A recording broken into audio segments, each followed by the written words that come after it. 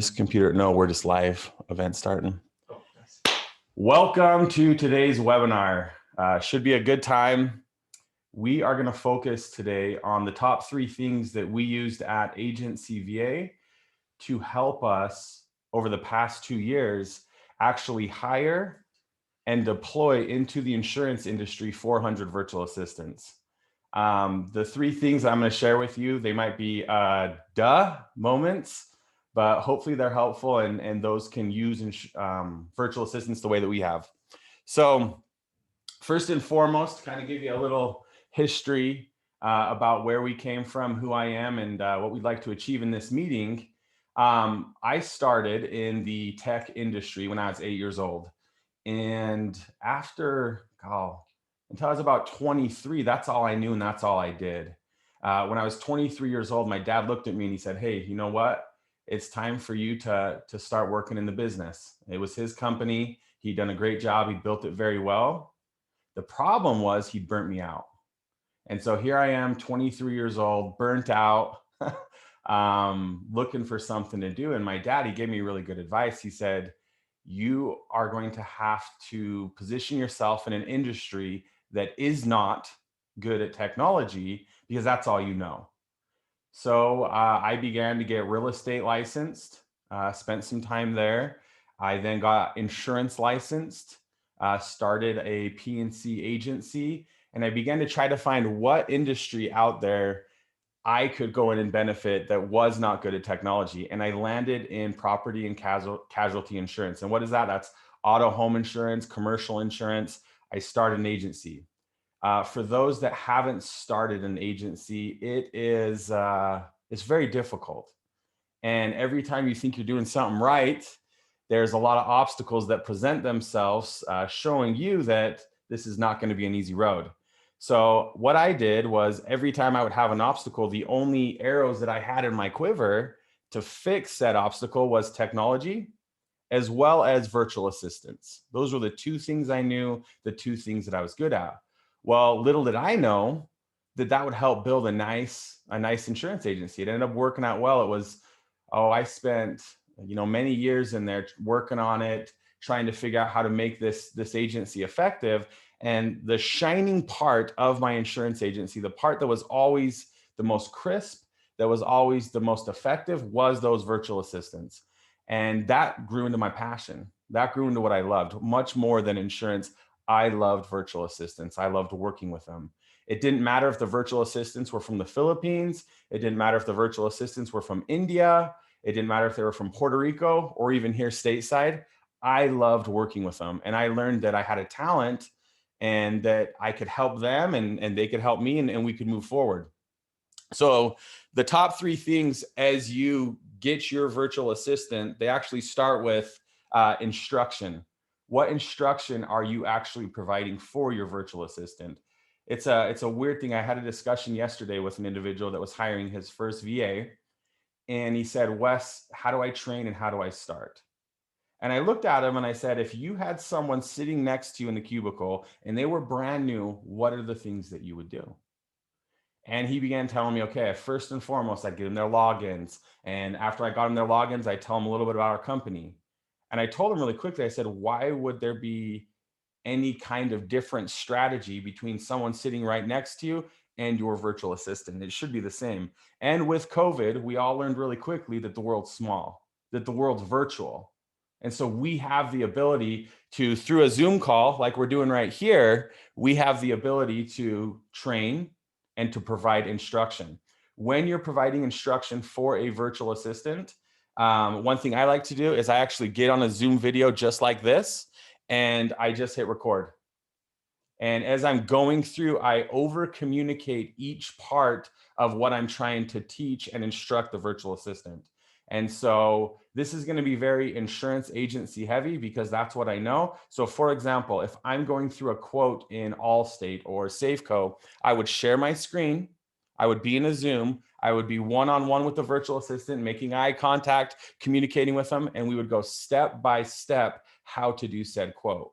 I would allow the virtual assistant to ask any questions they have. If a normal quote inside the Allstate system takes me alone 20 minutes, I anticipate that the instruction that I provide my VA is going to be about an hour, hour and a half, because we're going to go through every nook and cranny that we can. After I have finished setting up that instruction and getting that in place, I have everything recorded. I actually have the virtual assistant take that file, put it into a YouTube link, and then we begin creating what we call freedom recipes, which is just instruction for the virtual assistant. So anytime another virtual assistant comes in and works inside an agency, they have access to this library. Now, as we at Agency VA began working with our virtual assistants, that kind of stuff works on like the first 10, but eventually you have to develop like a course type model. So what we did, I'll share my screen and show you. We created something that we call Agency VA University.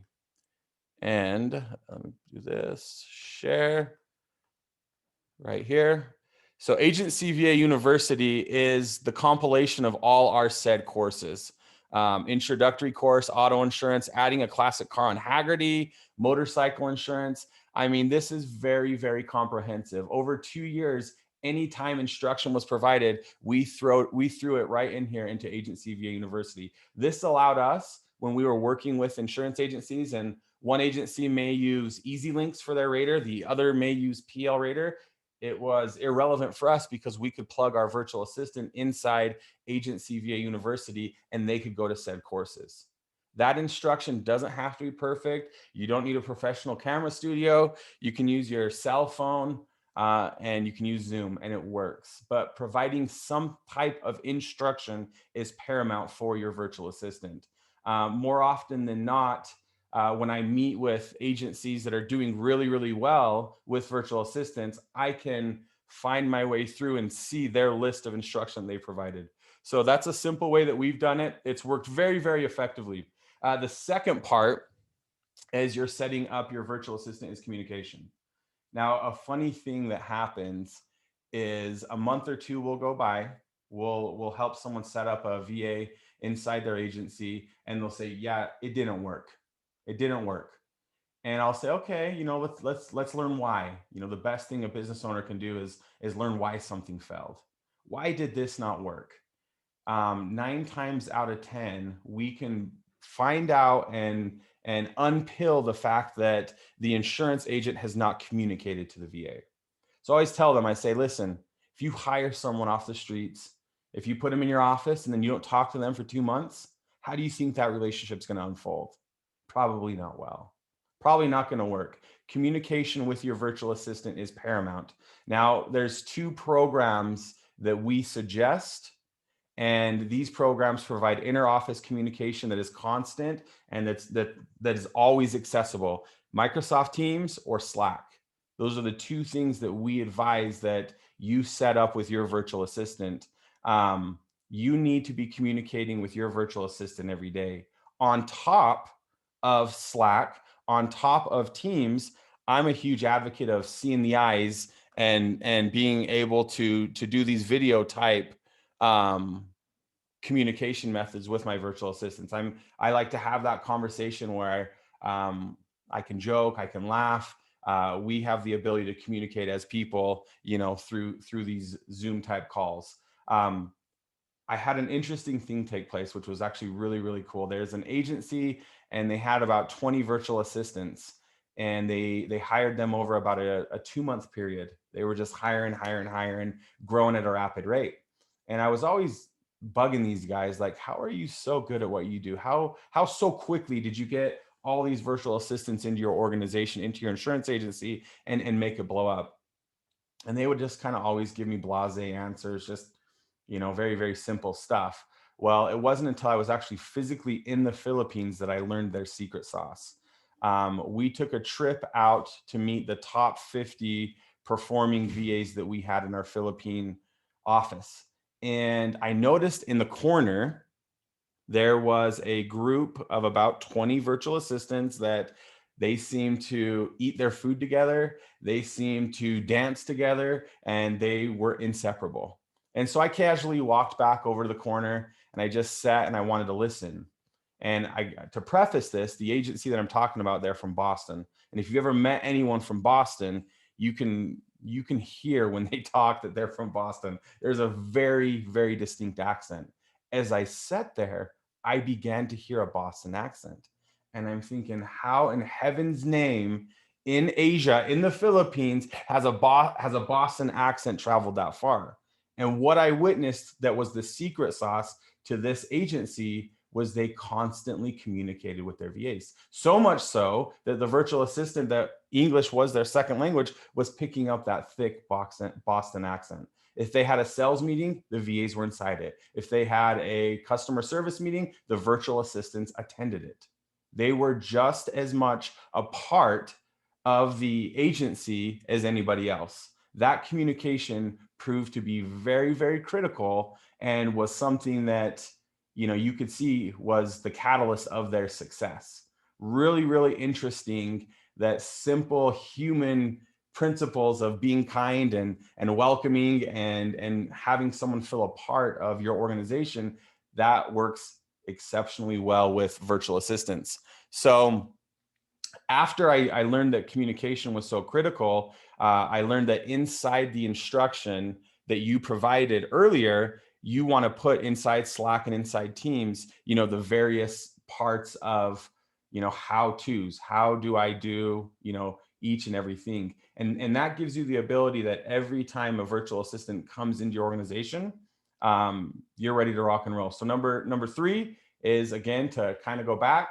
Number three, most important, is your instruction that you provide to the virtual assistant. Number two is the communication. Another thing that I've done with the virtual assistants personally with me is I've designated times twice a day that my VAs reach out and communicate with me. And I needed that to be video because I want them to learn who I am. I wanted to empathetically feel who they were, and I wanted to grow together. And I suggest the times to do are 10 in the morning after a lot of the hustle has taken place, and then 4 right before the day ends. So at 10 every morning, my phone is getting blown up as the virtual assistants are trying to find me so we can communicate. Sometimes those conversations are an hour, sometimes they're 10 seconds, but consistently every day we make eye contact and every day we communicate. You wouldn't believe how much I'm able to learn, how much more efficiency I'm able to be benefited by because the virtual assistant feels part of it. That communication is so critical. In fact, earlier this year, I took my family and we moved to Puerto Rico. And at that moment, my virtual assistant, I was now in the island with my VA Yari, and Yari actually at our kitchen counter came in every day. We didn't have to use Zoom and stuff. She brought her daughter in to work. My children met her daughter, and Yari quickly became, a very critical part of everything that I do. And she felt that way because we communicated so much. Now, often, day gets hectic, things are rocking and rolling. The end call, like if I have that 4 o'clock call, oftentimes it would be like I'm in the middle of driving a kid to baseball practice, and it's just a really quick conversation. Everything good with you? Talk to you later. The unique moments that I actually had 30 minutes or an hour to give, I used that to get to know my virtual assistant. I used that to train, and it's very, very critical. So communication is of utmost importance. The number one thing that you need when you get a virtual assistant is very, very easy. It's actually security. You need the security to know that the information and the data that is going across the world is protected. So that's the number one thing. And in fact, that is the number one thing that people forget. And people utilize virtual assistants and they don't secure everything and keep it in place. Like, I can't tell you the amount of calls that we get that someone got a virtual assistant, there was no security in place, nothing, no protocol in place, and their data gets compromised. You need to make sure that if you're going to get a virtual assistant, that first little bit before and your virtual assistant becomes a part of your team and everything, that you're securing everything up. Now, earlier, I shared with you that I came from the tech world. My first project when we built Agency VA was to set up, establish, and build a program that basically tracked every keystroke. that tracked every mouse movement, that tracked every screen refresh rate so that I knew that the data was secure. What happened prior to us entering the insurance industry and offering virtual assistants to insurance agencies, we learned that there were many outfits out there that the relationship that the agency had with the insurance carrier was kind of a don't ask, don't tell. Don't tell the carriers that you're using virtual assistants because the carriers might get mad. I found that to be garbage. So what we did was we built a software and we went directly to the carrier, and the carrier hand by hand told us what they wanted because we were a steward of their data as insurance agency owners. They told us exactly how they wanted things, the keystrokes they wanted, the mouse movement, the screen refresh rates. And then every night there's a report sent out to the agencies showing that the data is secure, what the virtual assistant did that day. That was really, really important. And that is kind of a project that will never end. Because every time that we think we have things good, a carrier comes in and wants various additions to the software to make it more secure. And every time we see inside the things happening with spam, with malware, we're constantly having to update this. This will be a project that will probably never end. We'll constantly be building out that said security. So you need to get something like that in place. The one that we use and the one that we built is called VA Vision. And just to kind of give you a quick look, it's built specifically for the insurance industry. And I'll show you right here how it looks. This screen right here. So right here in VA Vision, this would be the dashboard right here.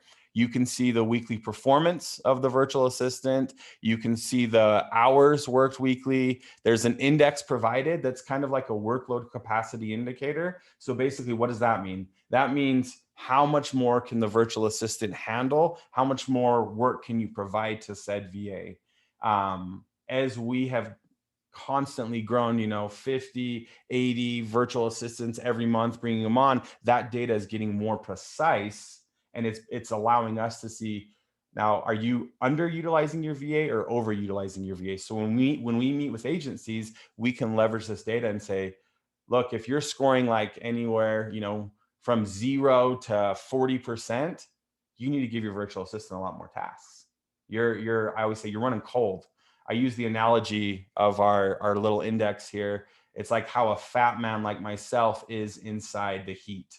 Like, it's too cold for me if it's under 60, So too cold indicates and represents that there's more tasks that your virtual assistant should do. Now you get me in that 67 to 75 area.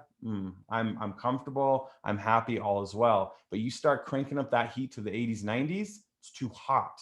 Same thing with the nightly reports with your VA. If your VA is scoring 85 and then creeping up into the 92s, you are on a one-way trip to your virtual assistant getting burnt out. That means you need to get another VA. That means you need to peel tasks off. But this indicator provides that for you. And then also inside of this workload capacity indicator with VA Vision and the security in place, you're receiving these nightly screenshots just to make sure everything's going well. And if I hit this, you can actually see a quick demonstration of it. And the nightly emails are really awesome. So you get that weekly performance. How is the VA doing? Total weekly hours associated with the virtual assistant. Total performance percentage of the current day. Daily hours, what's going on? Clocking in, rocking and rolling. Any tasks. And we're setting these up. This will be connected to all the insurance softwares one by one. We're working on that. So it just automatically plugs in and works and provides that. So you're getting that efficiency. But VA Vision right here, this is the number one important thing that we have found in the deployment of virtual assistants. That cybersecurity is so freaking critical. Doesn't matter if you love your VA with all your heart.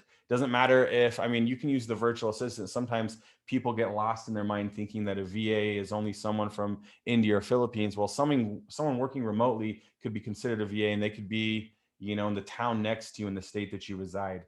At any rate, you always want to make sure that your data is secure. Security of the data, I can't tell you how important that is. So the top three things, I'm going to hit it one more time, kind of beating a dead horse here. Number three is that instruction. Provide instruction for your virtual assistant. Number two will be and is the communication to the VA. And the number one most important thing is the security. So I blasted through these top three things. They have been really helpful. I mean, we had some monumental things happen it was a month ago, roughly a month ago. Every 2.9 hours, utilizing these techniques, we were able to deploy a virtual assistant inside the insurance sector. That's a pretty cool thing, but something that's more exciting to me, the reason that I'm in the VA game, is we had roughly 30 VAs that purchased homes. And so hiring a VA is a great thing if you're willing to provide them a wage that they can benefit their community, they can benefit themselves. I mean, it makes it all worth it. And you're actually getting someone inside your agency that's filled with gratitude and less entitlement. So that's another great thing is they come in and they do that. But yeah, we're really excited using these techniques and doing these things. We've been able to have a lot of success with virtual assistants. Been a great thing. This series of webinars, I'm actually going to bring on some all-stars that are using VAs. In fact, I told the story of the insurance agency that has the 20 VAs. They'll be coming on. They will be talking about the tactics and techniques of how they used VAs. And I actually want to stop. Jeremy Powers said something here. He said, "So true. I'm blessed to have my VA, Alyssa." I mean, this is kind of turned into my life right now, is the stories that I get of people expressing gratitude for their said VA and the connections that are being made globally. It's a neat thing.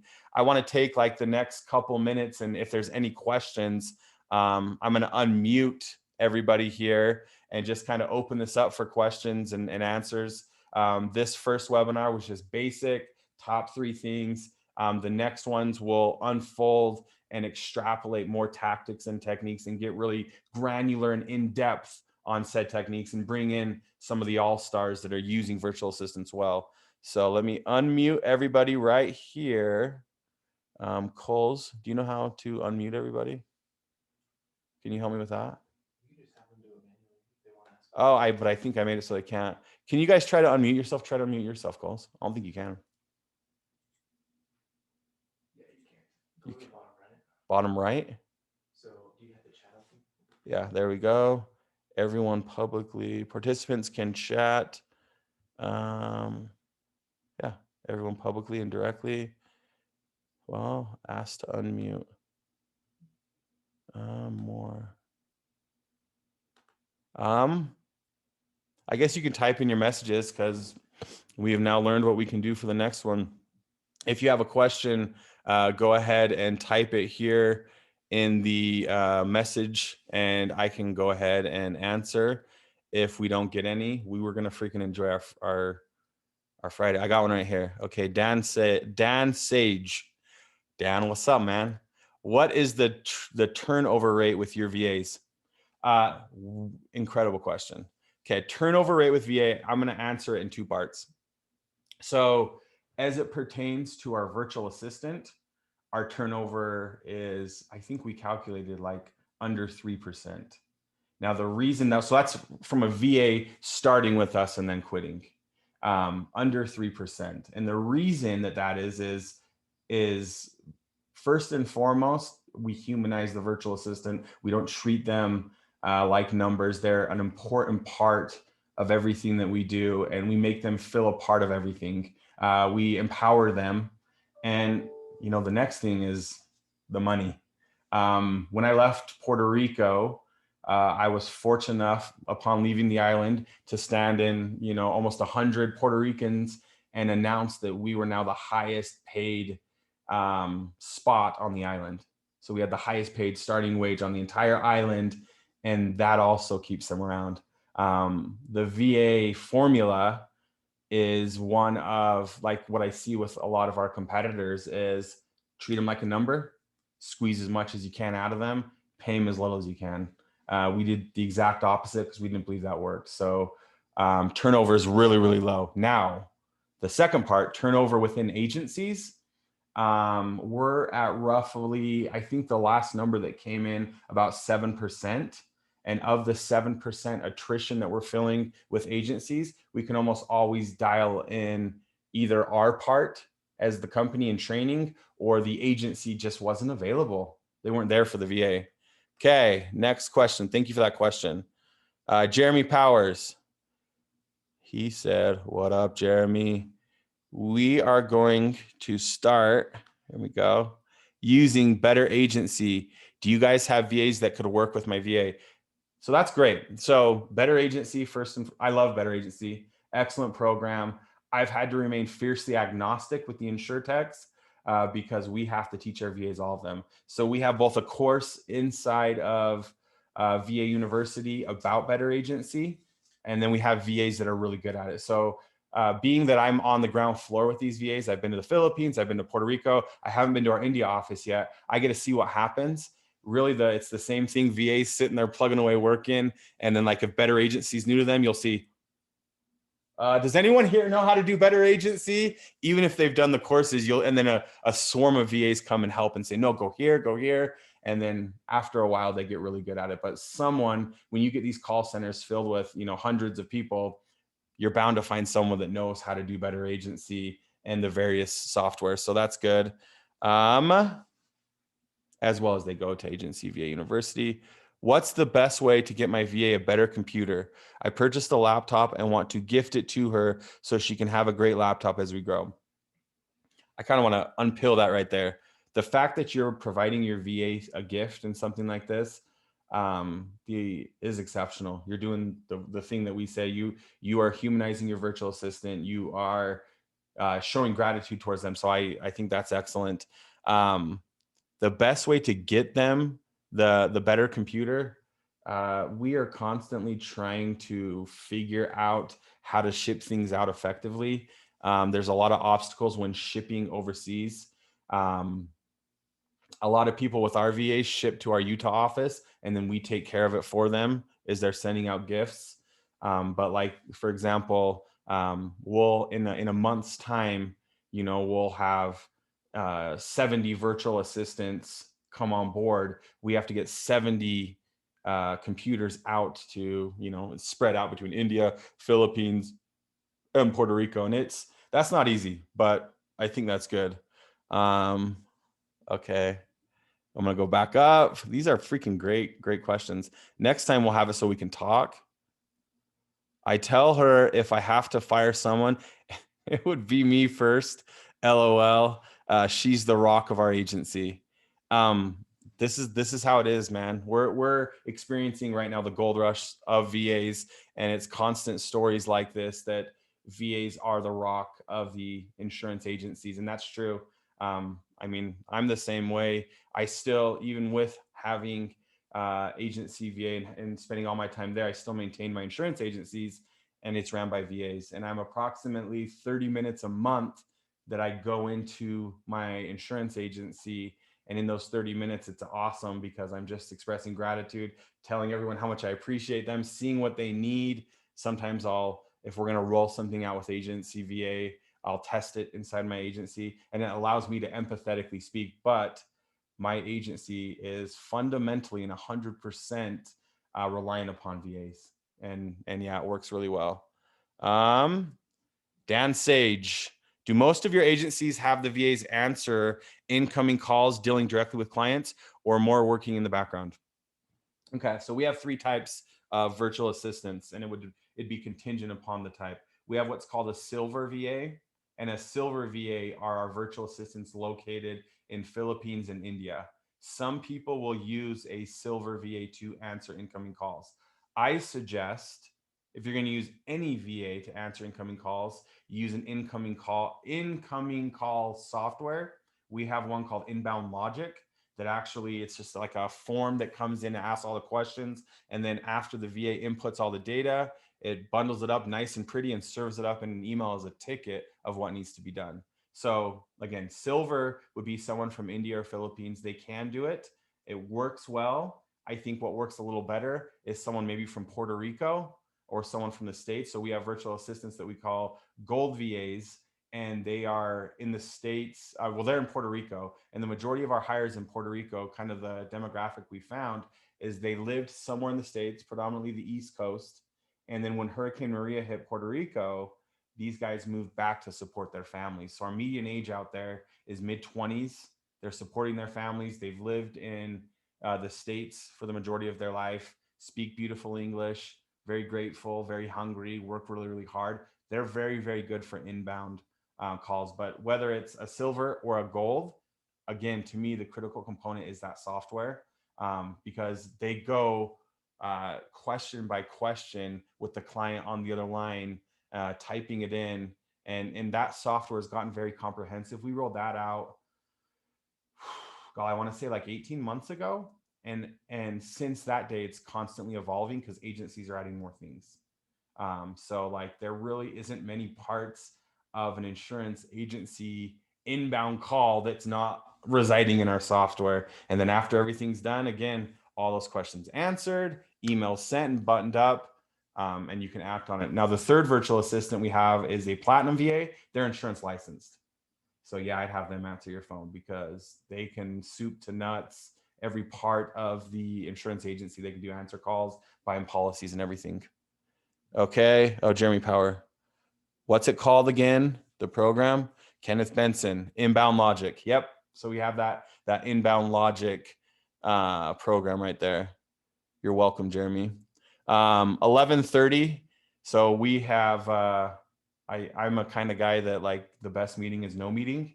And so we have gone 30 minutes, which is about what I wanted to take for this very first one.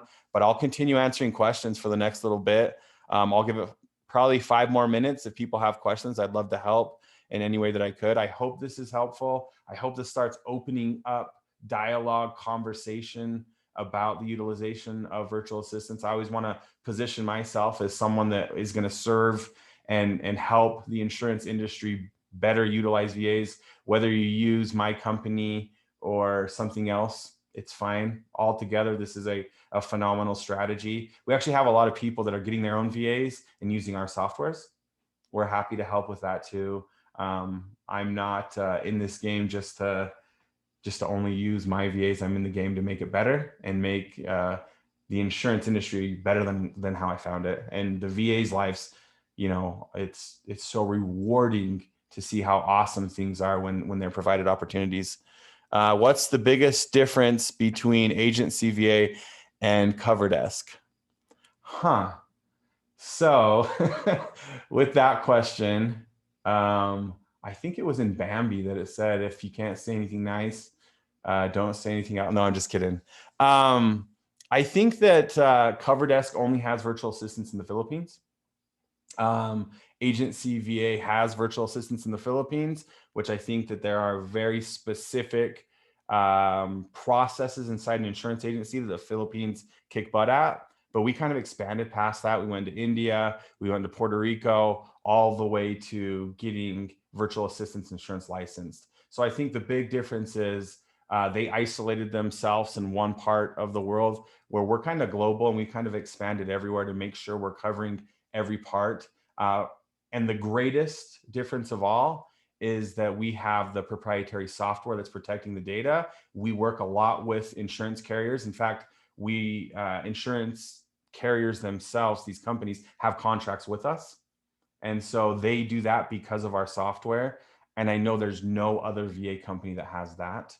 So there is a level of data being compromised if it's not secure with something like VA Vision. Okay, do the sales VAs, oh, someone's talking about Graydon. I need Jeremy Powers.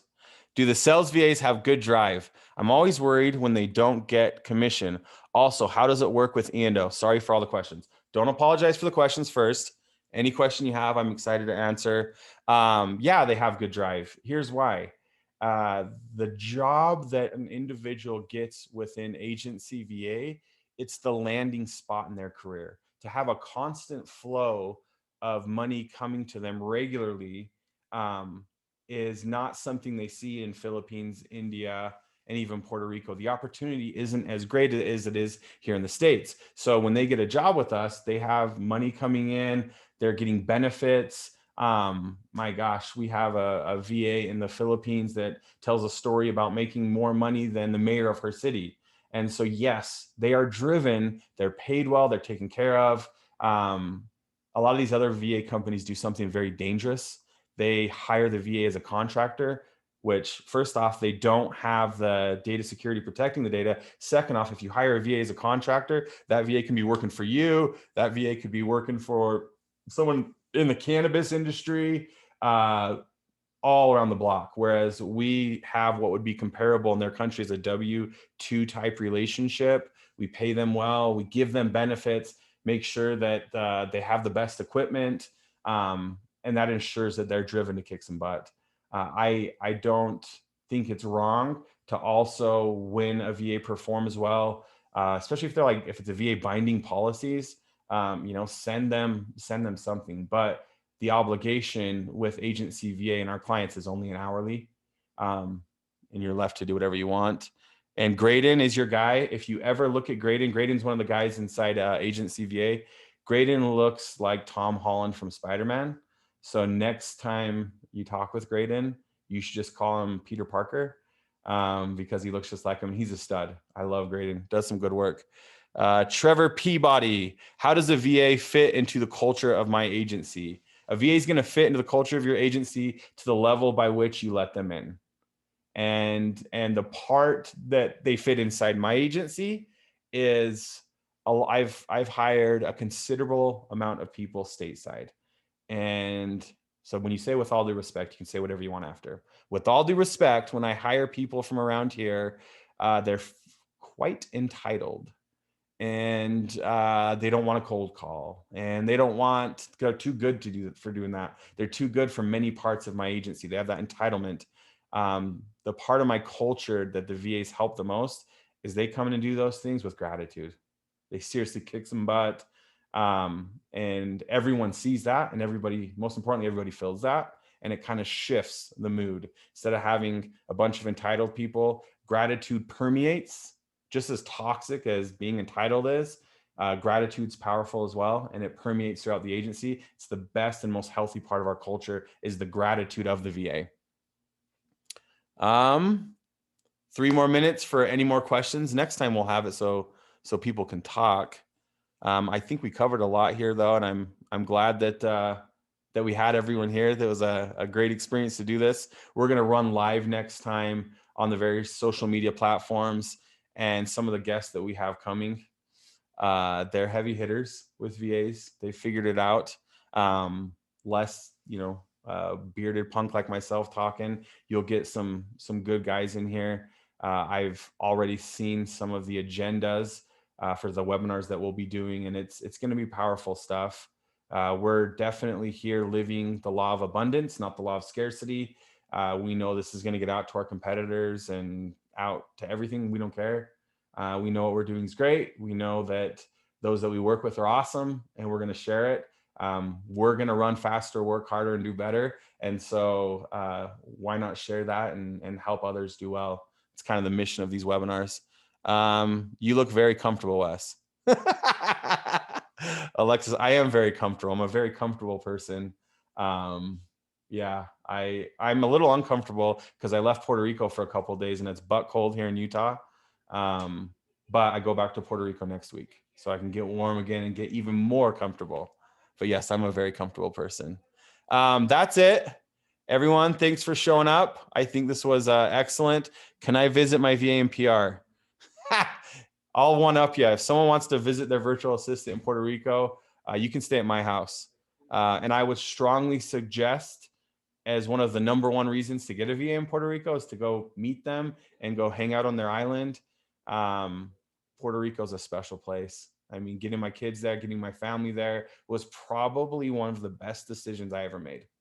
To have the opportunity to spend our winters in Puerto Rico, to learn of the culture, learn of the people, some good stuff. Thanks for attending, and I'm going to end this and have a great weekend.